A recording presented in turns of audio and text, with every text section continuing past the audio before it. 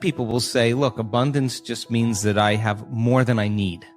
And I'm happy with that. And for them, there's a feeling that is associated with that. And when they begin to dream about their future, they may see themselves in a scene or see themselves a certain way. I don't care what it takes for the person to get there, because once they have their abundance, and this happens quite a bit in our work, when you finally have everything you want, there's only one thing you're going to ask yourself: how am I going to contribute to the world? How am I going to make a difference?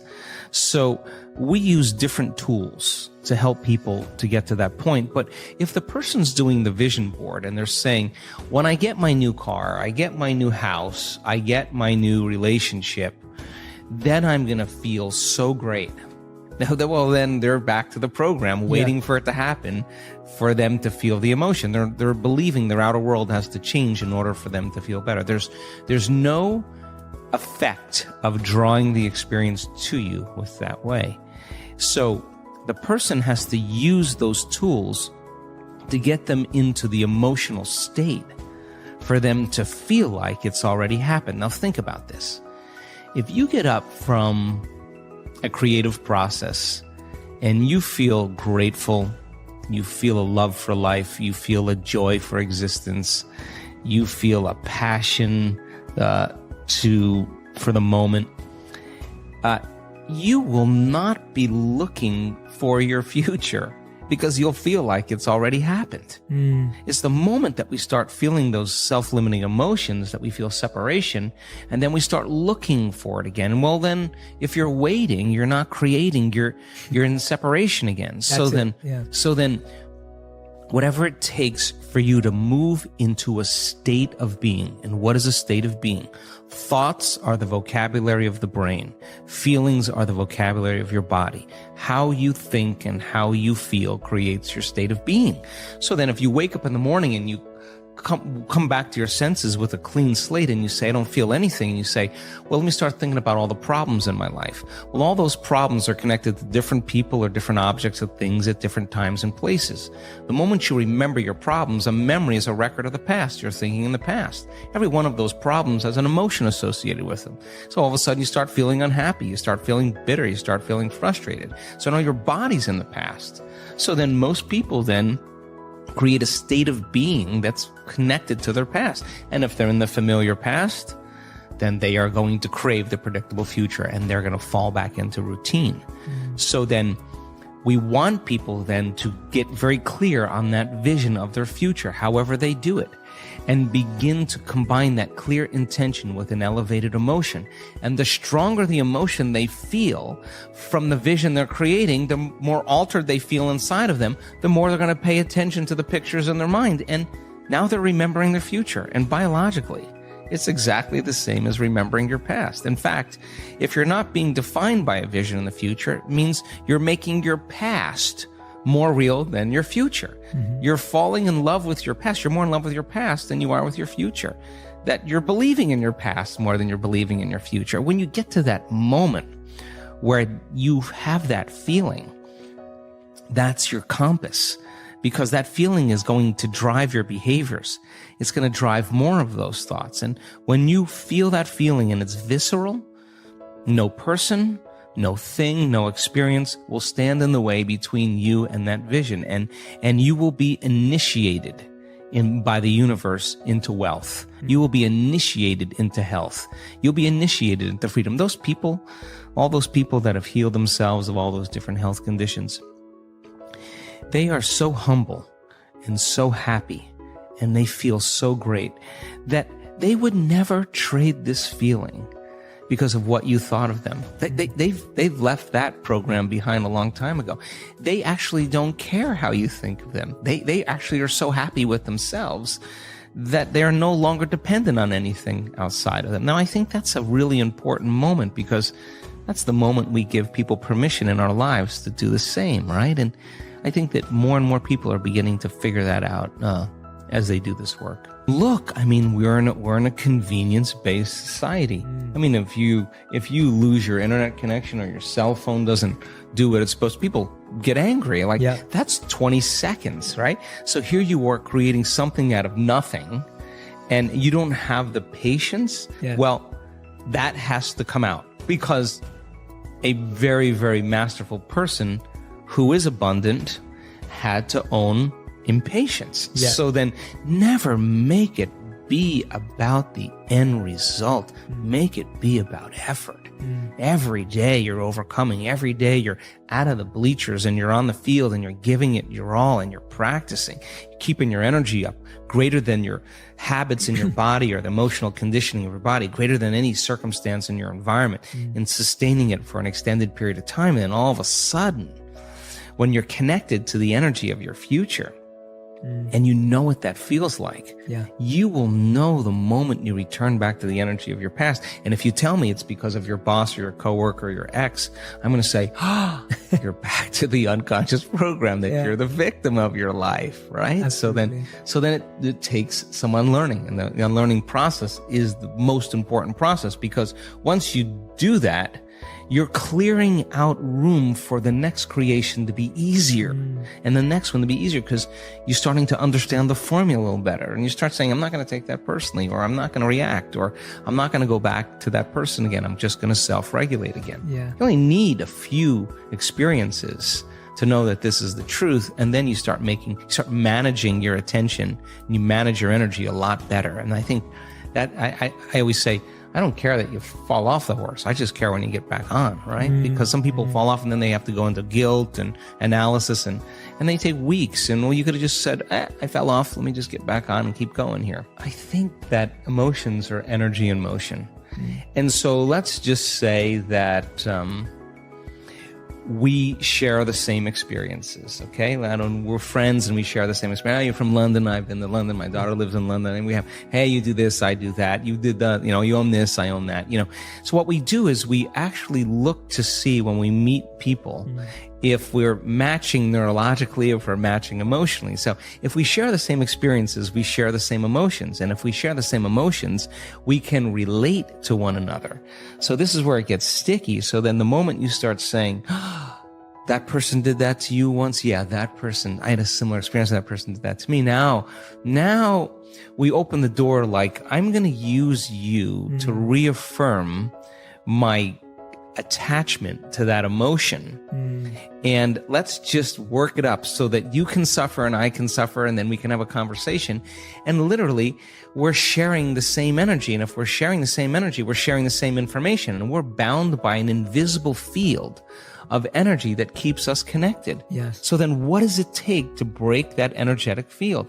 An energy that's greater than the energy that's holding it together. That's how you separate atoms that become a molecule.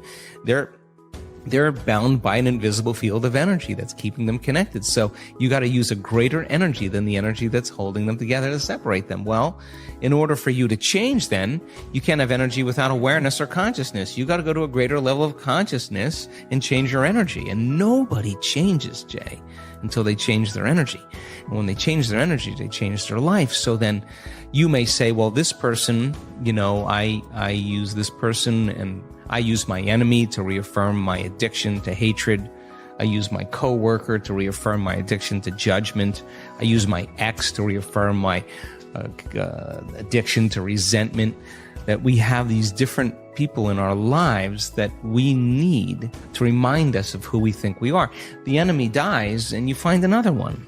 Your coworker leaves and you start judging another one. It's not that. So then when there's no longer a vibrational match, when you start doing the work, there's no longer a vibrational match with you and your past, present reality, that person or that condition any longer. That person or condition is going to spiral away because you're no longer in need of that. So then our life begins to change when we change our energy, and we begin to take our power back. That's essential for us to begin to create with. Now, some people can't handle that because they're not conscious that they're doing it. So they'll be working on their vision of the future, and yet they'll spend 2 hours lowering their energy back into victimization or suffering, and they want to know why their future isn't happening. Well, there's an unconscious program. Let's go after that. And once you start going after that, now all of a sudden your life starts to change again. So you can't say it doesn't work. on some level we don't work. And if you're really invested in this, the question is, what is it about me? Where am I directing my attention or my energy? Who am I using to reaffirm some conditioning that I need to remember as my old self? So then when you stop reacting to the person, or the person's now complaining to you and you're not complaining back, it's going to be an uncomfortable moment, because you're all of a sudden seeing a part of you used to be that you no longer are, and you have to be willing to not go there. And over time, that person will thank you and they'll say, I didn't even know that I was complaining that much. And by changing yourself, you help others. That's how it works.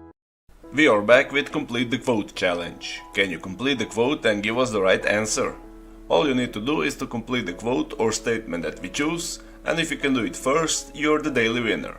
Your job is to write the correct answer in the comments below the video, or your guess if you're not sure. In the previous video we were looking for 2 words. The quote belongs to Dr. Joe Dispenza and it goes like this. The mere process of contemplating who you want to be begins to change, and the correct answer is your brain. So the mere process of contemplating who you want to be begins to change your brain. Congratulations to everyone with the correct answer. Today we are looking for 2 words and the quote belongs to Joe Dispenza also. The quote goes like this. Change your mind, change. Write your answers in the comments below the video, and if you like this video, give your thumbs up and share it with your friends. Be the first one and win this challenge.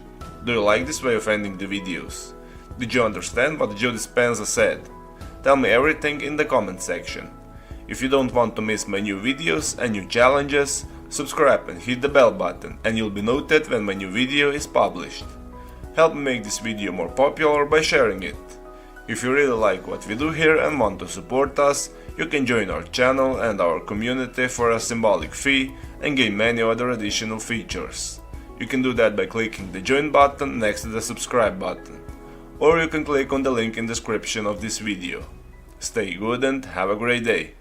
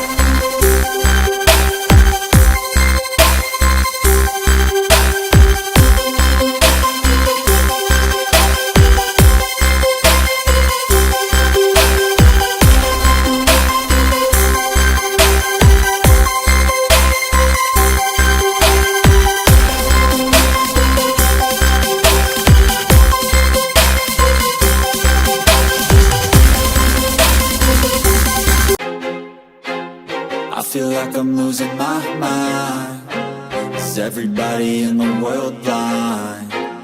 Please, Lord, give me a sign, a sign.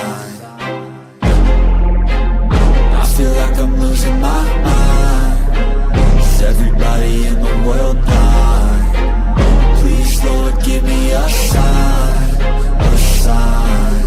I wanna be the greatest. Everybody on the fake shit. I look around and feel like everybody is the fakest. I make this every day and I'm impatient, hoping one day I blow up from the basement. Statement, the top is so vacant. I don't hear shit that I think is amazing. Waiting for my day when I'm playing sold out shows for 1,000 faces. Hey, give me that crown, get in my way and to be put down. It ain't your place, no, this my town. If I want that shit, then I'll get it right now. I'm losing it, the noose it fits. I'm losing shit, a stupid myth. You choose to live or choose to dip. You choose to fight or lose your grip and lose a gift. I feel like I'm losing my mind. Is everybody in the world blind? Please, Lord, give me a sign, a sign. I feel like I'm losing my mind. Is everybody in the world blind? Please, Lord, give me a sign, a sign. Yeah.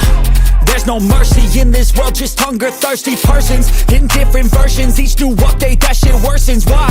Pull back the curtain and you'll see the different vermin. We all have different burdens that all seem to cause disturbance. Yo, so do me a favor, don't treat me like a neighbor. Don't need the different flavors of your problems just to savor. I've got my own issues, I need a comb to get through. Don't need to groan with you, just go get your own tissue. I feel like I'm losing my mind. Is everybody in the world blind? Please, Lord, give me a sign.